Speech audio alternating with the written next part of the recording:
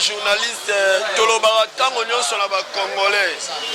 Monsieur Ndekonabiso Chilombo mwana papa Etienne Tshisekedi ne bandeli ya bokonzi na ye alakaki ba fonctionnaire ke akokomisa salaire na bango ya $400. Lelo soki akokosa lisusu ba Congolais ke akobakisa salaire na ba fonctionnaire ekopesa biso parce que mbongo ngo akokende kodefa libanda. Papa biso na gouvernement oyo balobi na biso ndeko Kabila asalisaki élection azalaki na budget pas même ya 4 milliards. Mais na tango ya ndeko Chilombo bakoloba na biso ete budget komi ya 11 milliards. Mais mbongo bako bakisela ba fonctionnaire to koka bako defa libanda. Mais budget ya 11 milliards élection bako kosalisa yango te ekopia biso pasi papa wana ezali théâtre oyo ndeko Chilombo akosala na peuple congolais. Papa tangu tokoloba na ba Congolais ete bozwa maele Chilombo amoni ete manda na ye komi na suka amoni ete peuple congolais balingi ete yango amoni Monsieur Chilombo akomi kobatama na nsima ya bamusicien congolais. Chilombo akomi lelo tokoyoka ete bawera nsoni bakobeta na stade gouvernement congolais babimisi mbongo ebele po ete bamusicien bakende kobeta ezali campagne ya Monsieur Chilombo akosala. Nayebi ete mokolo ya dimanche babengisaki nyo kolongo na terre jaune po ete asala campagne ya Monsieur Chilombo.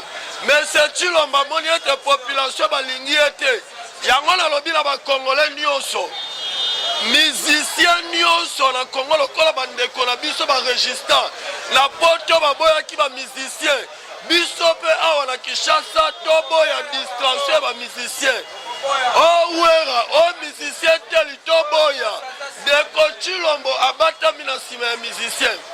État de siège ya ndeko Chilombo esimbi ezali kaka état de siège oyo atielaki baregistre ya quartier 3. État de siège ya ndeko Chilombo esimbi kaka ya quartier 3 na este bato bakokufa mikolo nyonso. Chilombo luka osolola lelo la police congolais ezwi siège ya eside. Siège ya eside nde ekomi esika oyo barebele bazali esika bangunia bazali. Congolais état de droit bolobaki eza wapi?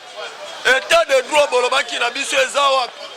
Peuple congolais abima na nzela adeklare ezali droit na ye yoko bima kolanda bato na masasi nakoloba na général Kasongo soki okokota na bureau na yo talaka bafoto yo ozali général ya liboso te bozwi bakroix rouge bopesi bango minduki namona croix rouge na monduki nakoloba na bandeko na biso bakroix rouge wana ezalaki bakroix rouge te ezali bato ya UDPS oyo bakomi kotambola na minduki mpo baboma bakongolais na likambo nyonso ezalaka na suka nango.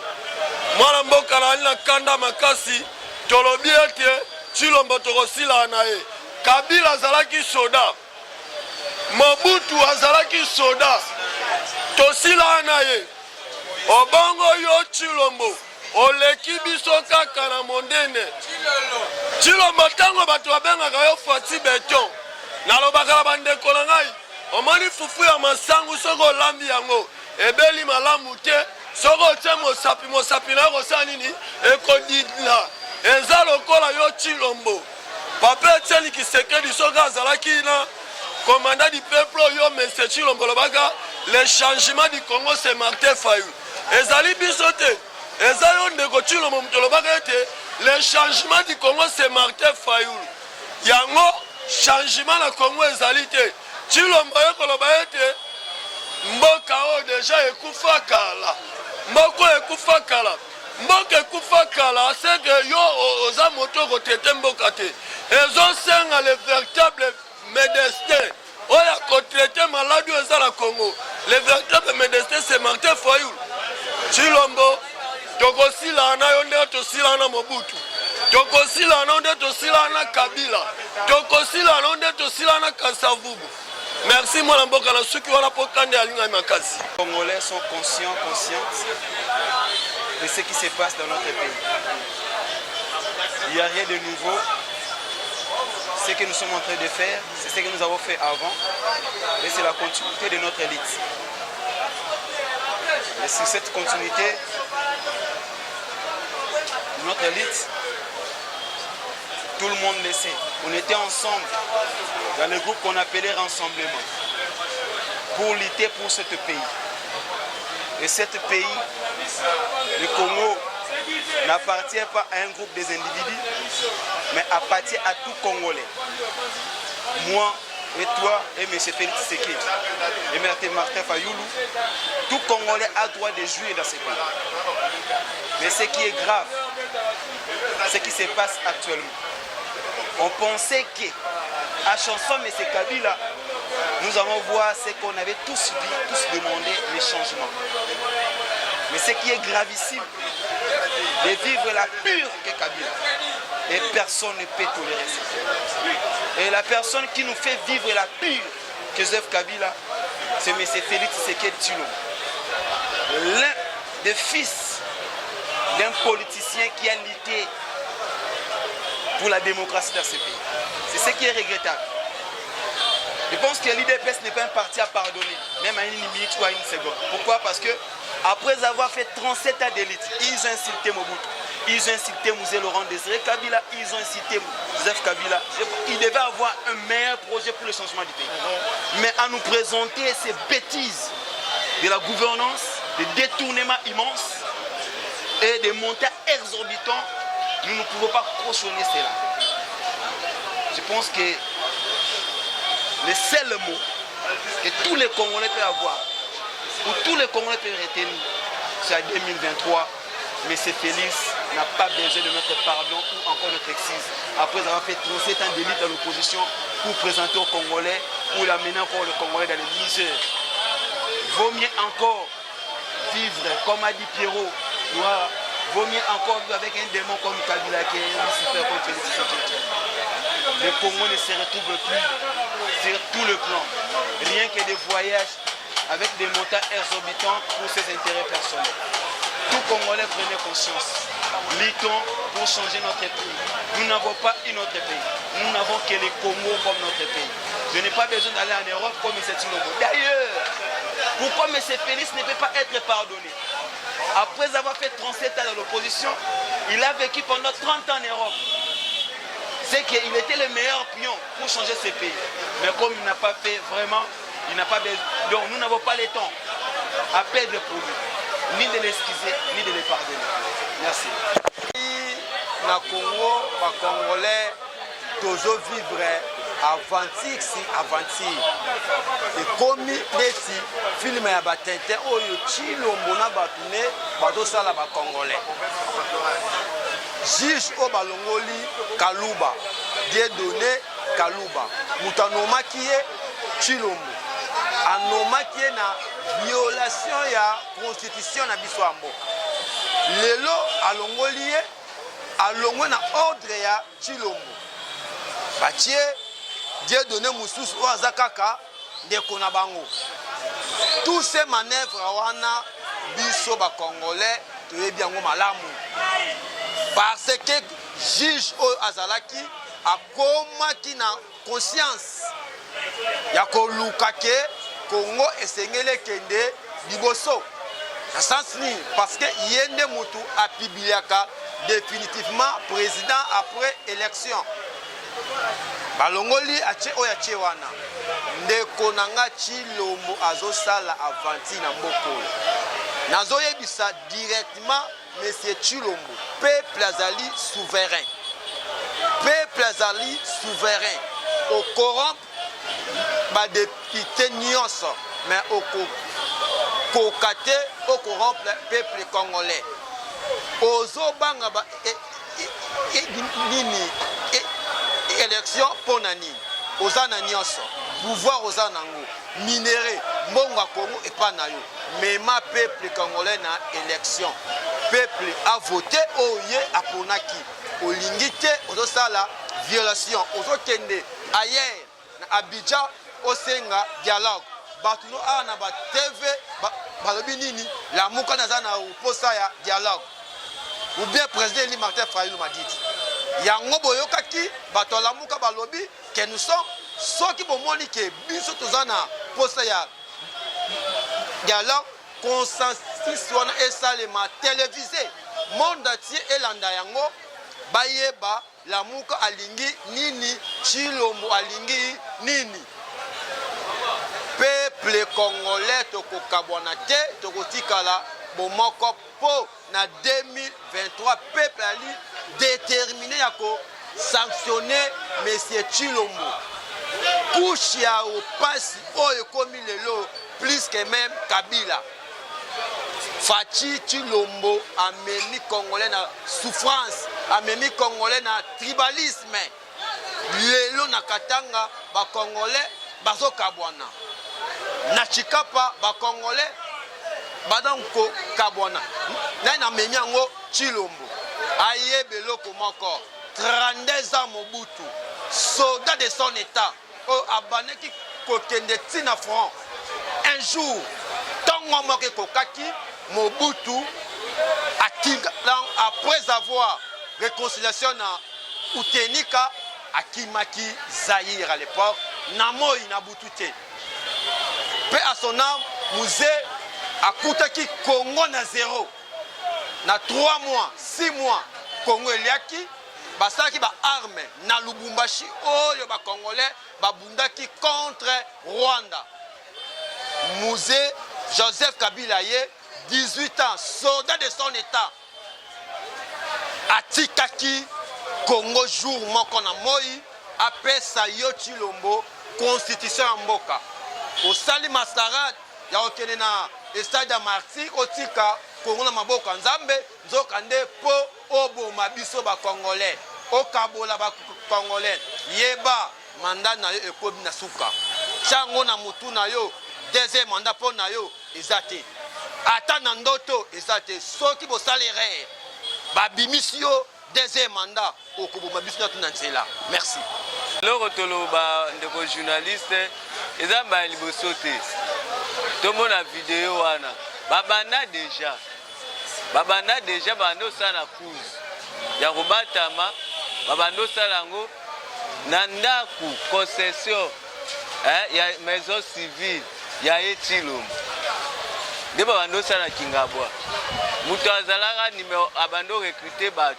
chargé ya recrutement ezala Jekoko mutu nyonso ayebi babando sana cause leka songo ake kopanza bango kuna secret ye koyeba bazowangana mais lelo boza confirmé parce que tout le monde a bango na ba marche yoka ici policier oza bien instruit police nationale congolaise à cause de mutu akangie peut kotise ballonnette isa le maraté police nationale congolaise na manifestation oyo eza pacifique akotire mutu balle réel akotambwa na grenade pose ezolakisa ke bawana baza police nationale congolaise te. Ce sont des milices au bazo formé bango na Kingabwa. Yemoko tata na bango Tshilombo bazo kokate. Kuna na Côte d'Ivoire ki ba biloba loba. Musale zo sale matin toujours trop de promesses na biloba loba. Na ebite so za na ba conseiller na matière communication ou soit na ebite. Akeko loba ke ba enseignant baza na niveau bas. Ba enseignant baza na sa comportement. Benseignant baza na maturité te. Sko benseignant wana ka bango batu batangisa biso lelo to sisa ba classe. Ka benseignant no baza na niveau ba bango bazo former ba cadre ya mboka. Ba bazo former pe ba cadre ya lobe ya mboka ka benseignant wana. Futa bango mbongo na bango la kaki bango ekomi problème. So ba réclamer komi ko finga bango. Tata ya lupango komo finga bana. Esale mawa pe plus un jour public. Ozo finisa force armée na biso FARDC na la police ozo baki FARDC na la police bangonde baza na complicité na ba rebelle bangonde bazo travailler en collaboration na ba rebelle bon oya yo moko oya yo moko unité oyo sala eza wapi la kisa biso bango depuis okota na pouvoir ti lelo unité oyo forma baza wapi ozokende kofinisa la police ba policier bazosamusa na bango malamu FARDC azosamusa na ye malamu ezosenga nde na yo Tshilombo. Mbongo lakaki bango salaire na bango kokisa yango futa bango basa musala malamu. Bako travailler malamu ndenye nini ozo etupe bango. Ozi ba policier rwandais oye na bango. Ozi ba policier burundais ou ba ougandais oye na bango na sol congolaise. Na ba force étranger oye na bango ba travailler na banani na ba FARDC na la police congolaise. Bazo étouffer bango. Bazo étouffer bango parce bango baza ba ministère minene. Biso toza ba ministère bomandeke. Bosko biso na bango affrontement bo FARDC hotel mandenyeni. Kabila tomona ki ababundisa ki ba M23 aganyaki bango na banani kana ba FARDC wana. Laura Kunda ayaki na est a régné pendant ce qui n'en est ce combien. Kaka FARDC na biso e bengana Laura Kunda beta eti na Rwanda. FARDC na biso za makasi. Yonde Tshilombo incapable. Yona ministre de la défense na ministre de la sécurité na intérêt boza ben incapable ya assumer ba responsabilité na bino. Boza incapable ya ko protéger frontières, territoire national boza incapable ya ko sala yango. Ndenye zali wana. Tomoni même la cour alongoli Dieu donné Taliba akotisi Dieu donné Taliba et salema wapi. Na ba institution nyoso ya mboka na poste ya likolo kaka bakasae tomona kiango te. Na régime oyo ezalaki liboso totikala omona yango te. Banana Kasavubu, Mobutu, Lumumba, même na Kabila Fils totikala omona yango te. Kabila Fils tomoni à travers na bato bandulu na ba Congo bana nyoso na bakasae nyoso travailler na bango. Mais comme ya Tshilombo ba institution nyoso kaka bakasae ba mwane yango ezolakisa ki Tshilombo ayaki mpona kodivize mboka oyo. Mboka oyo toza na besoin ya division te, toza na besoin ya unité. Parce que mboka nanu eza na se. Yo ye makadam ezali bekomisa yango mabulu. Bakanivo ezalaki bien nyonso ekomi boucher. Kinshasa moya kotambola eza te. Oyo Jiba ayokaki ayemba ayoka Kinshasa na sao. Melera ye na Kinshasa ayo vivre ba réalité nango atimbi mutabi. Semaine azonga ata na intérêt na kinofana. Mbula soje beti na Kinshasa moyo tambola eza te. Salité. Bakanivo boucher zando kolobate. Zando rovana bona zando solo. Bafulu poubelle. Ndeko journaliste so poussa nyabo. Ta place batie photo a Tshilombo. Na sima nango poubelle. Poubelle. Eza vraiment mambaso se Tshilombo aki pona kokunda nanu ya liboso. Mboka oyo ayaki liboso pona kodiviser mboka oyo pe aki pona balkanisation na tribalisme. Azui beton nya bétonné. Ya wana visionnaire aigle Martin Fayulu habité. Beto pona kopanda ngo eza difficile. Fona na bire. Yango sko Fayulu aye na bire pona kopanza bongo beto na 2023 qui pleut ou qui neige. Tshilombo. L'avenir nous dira plus. Merci. Ndenge tolobaka ba question sarabino ba réponse sarabiso ba politicien. C'est-à-dire na se référer na maloba musée le père. Aloba la guerre c'est la longue et populaire. Makambo yo toti kangote parce que tozo mona dictature mal placée. O ba solo ba imposer biso na RDC. Dictature mal placée. Bamekola kamutu me bamekola aboite amekoli mabe biso peuple congolais tozali décisif biso peuple congolais tolobi to ko s'affaiblir te biso peuple congolais tolobi to ko reculer te pona likambo ya consensus oyo tozo senga esala libanda ba institution Jean-Marc Kabund Auguste Kabuya baloba boye ba député au moins na parlement basa ba député au peuple congolais vota te au peuple congolais vota batikala libanda o bakota wana Kabila noma bango ko nommer pour sa majorité sikoyo lelo Tshilombo zui ba nominateur wana bato ba noma atiki bango na parlement asombi bango asali union soki union manyema soki union salité soki union union ngoso nini wana asali yango basukoli ba député lelo ba député akoma lamu bayebisa biso processus esalama na kati ya parlement oyo esala légitimité te au peuple avotaki te esalama kuna mpo bavote baloi oyo ekoavantage bango. C'est faux et archi faux. Bref année naloba eloko mwa mokuse eloko mwa baprépare na kati ya baloi oyo nini bazotala na RDC mobima na tous les 26 provinces tozala la 11 provinces Hippolyte atika ya découpable bimisi biso 26 pour mbrouiller muto wa peuple congolais lelo ekoma province moko badécoupa on a 3 4 on a oyo basaka so province moko te baso bande côté bakabola biso sale savoir mais calamité to so ngisango basala ndeni batali place oyo neti moi badéconner akende ko ba ya makila na Kasai tellement kuna baba ndekona makila asali nini akomatisa nombre d'électeurs ayebike na komatisa nombre d'électeurs et matata moi 5 millions 6 millions ayebike na toutes les tandis tous les 25 provinces wana na kitisa kwesa ndeni na Kinshasa batie kaka toza à peu près 80 quelques millions d'habitants na ville ya Kinshasa ka oyo atala lobeli kwa fayulu asali na bato ebele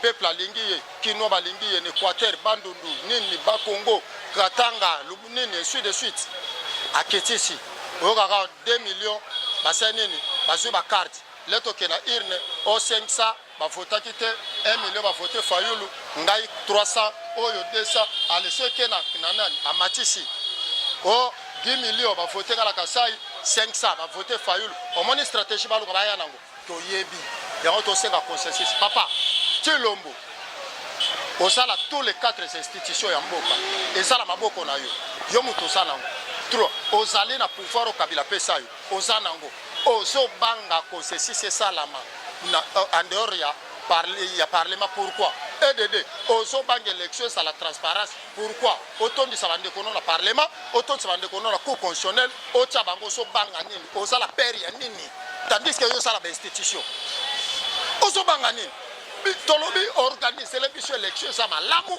poto que l'élection malamu mais yo solo ko dribbler o tsaba biloko mo bo fantasio yo problème ezate to ça la finale ça na 2023 na décembre sombele suka na bisanga bolobo suka na mungwele Kinshasa e suka la maluku omoni Congo e suka la Bitingobila 2023 na kileta na mboko omona mboko na 2023 3 fois bafanti 4e fois lobato ba congolais te basisa biso nde ba réunir tant que to sala Congo baboma ba olemba ba kanga ba olemba omoni siti to sala vendredi wapi nani ndeko moka sa aw Elvis tala ndeko yo otama basoda basali tala banda vendredi omoni ndeko résistant omoni elongo nyose fimba kya lokwa gorille basoda ya Tshilombo monde basala ke ti sekonda sana solia te minu na kati to eza bouger eningana keza ko bukana c'est-à-dire nda sana il faut ba opérer yeso ndeni ba métier ba makambuana prévaner basa awa mususu tilelo ba 2 personnes ba ka l'hôpital oyo traitement so bimaka mamutilo mo sala o to ki l'état de droit on a kanga ba prison année o ba to sala ba marche boyo kata so lisacité momoni preuve c'est-à-dire place à résistance oyo ya yitanga boka sa précisément na zando biso to lobi to ko reculer te bashala na mboko to ko reculer te to ko battre tina suka EDD oyo moni to sala ki vendredi saki entraînement o mon équipe peut beta match et s'entraîner kati wale saki entraînement o moni vendredi o peso le 13 match amical na to beti match te match to betite wale saki entraînement biso la biso vendredi oyo match amical to préparer nini compétition to préparer compétition yo mo la tege oya liboso ba buki ba makolo ba koti la siège ba violer ba sali ba massacre 39 personnes à l'agonie on va soda ba koti na siège général temple de la démocratie au satrophale numéro 3 au fa la tiela peuple congolais so ki kampe saleki makambo salami ata na kingasani bango ba na temple de la démocratie na triomphale ba ga lukani ba yo comprendre que lelo oyo makambu et pas fayulu makambu pour soki makambo ezaki wala te mais l'événement esalamaka ba ya kaka wala te ba ya kala ko lukani ni ba yebi ke makambu nde sakuna yango vendredi sa match entraînement tokozala lisusu na palais du peuple oyo koya eya bafwa bashala biso tokorekile te, je vous dis vrai et vérité tokorekile te na lire oyo tokokonye bango tokokwese peuple basakanaka na ye te. Mobutu bakunda ye na 6 personnes à Maroc. Kabila le père akenda lipa mate kofele kabu na mboko. Kabila fils afara kenda kati. C'est ce que dit malheur ne salande. Balobaka fera lo batala si mazonga mu. Malheur salande basakala na peuple te. Gagner confiance à peuple pour peuple à protéger yo. Soko gagner moral à peuple te. Peuple à protéger yo te à exposer yo. Et ça les kaba politicien ta les kaba peuple. Papa, la politique étambolaka la vision. Et puis vision est un projet de société. Étambolaka la projet de société, pardon, politique. C'est un projet de société. Et puis le projet nous soit appelé ça le gouvernement lancé. Mais tant la bande tout le monde soit pouvoir na moko. Projet de société attend mon gouvernement c'est la bisoté. Si le moi change projet de société comme ça vision. Vision n'est ça ni. Ma boule le gelou. Et bien là, il milieu kenda. 0 trou. Et bien là, il milieu kenda. 100 jours. Et bien là, il milieu kenda. Mboke comme parterre. Talandenge to comme na Congo. Souffrance et segmenté zala pasi. Na Congo, catastrophe au saganate. Ndeto sabo na yebisa yo na mboko yo. To vivre te mais to résister. C'est-à-dire talaga to vivre te to résister. Mutaso banda de tongo yo lia moi kopo moi vers à l'os. Na pourquoi? Ce n'est pas normal. Licho yo to sala kesa ki to sala une fois pour toutes. To sala licho la ba papetienne ba kinzenga to sala licho yo na ba lumumba titi to kanisa ki ndenge ba to ba su pouvoir lite sili. Ndenge sama ba fi d'ici. To permis to sa suma ba gaz te mboke so na rai to ken. Mais IDP se soit pouvoir lite so continuer kaka to kena licho ti wapi. Yango moni biso to te ba coranger to ken na licho une fois pour toutes. Poto munda lisute. Pour le peuple congolais revendiquer le soutien. Si quand on a dos à côté, on a musala, ok copie na yo so se retrouver bala batanga kitoko chômage si la mboka ere la Congo tozala zamba tona mai tozana na besobe tozala mabele tozala nyonso tous les richesses ni na ba politicien beaucoup misabiso boye yango biso place à résistance oyo itanga bokasa ndongo monesa awa to rekelete chaque matin tozala ba 2023 élection sala sur l'élection salamité ma benza vendredi to zonga lisu na parlement pokaka consensus c'est salama PPRD et la muka na union salité ala bafani na table to so ba loi ya malamu to tina ngona sene to tia ba loi électorale ya bien poto kende na mapona mi ya kitoko pour peuple congolais voter mutu na ye calmement à travailler pour l'avantage ya Congo no ya tribu no ya batu moko boye tribalisme wichi wapi na Congo makambo e wichi wapi to mona lele wichi wapi bazala ki préparer na ko beta libanga bazala ki préparer na tumba bapine bazala ki préparer na 2023 bazongela musala na bango papa mutu oyo atangeli électricité boke ko zoyer botie yo yo tangi électricité omoni électricité là bon tozu yo obanda ko salakala na bureau ce qui obanda ko manier ordinateur oh mamile bilo bo salo bozu mutu moko boy atangela ne ko kumba mutuka botie ya sala comptable na société nde makambo esama na Congo yango to IDPS domaine spécialité na ezaki mabanga pine marche 2023 bazosonga na spécialité na bango na musala na bango basala kango kitoko tozo kisala ngona bulola bango na 2023 bato basa conscient bato basa mayeli bato babenga maki pour la gestion ya Congo pour na ko travailler Congo ke la liboso to tsa bango na 2023 au moins na 2023 l'élection salama je vous dis et je vous promets que na 2023 mabele baluka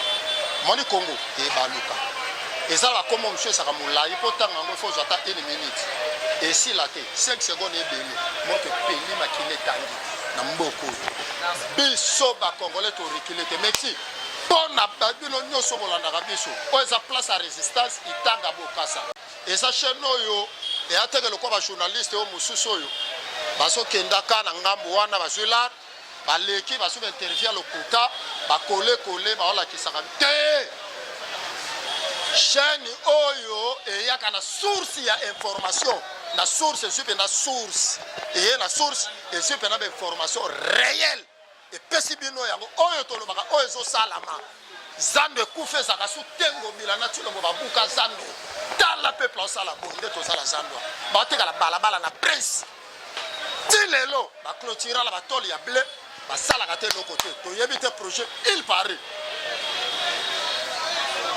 bokomi bocomprendre déjà il paraît kanyeke kota la poche eza te tosouffrir tala neti journal lelo tokoma vivre ka boye toyebaka te ndenge ntongo etani na nde butu ekoya atuka na oselaka bapele na bino na basoutien na bino nzambe apambola bino merci vraiment pour la chaîne oyo na sacrifice bosalela biso chaque jour nzambe apambola bino bokende liboso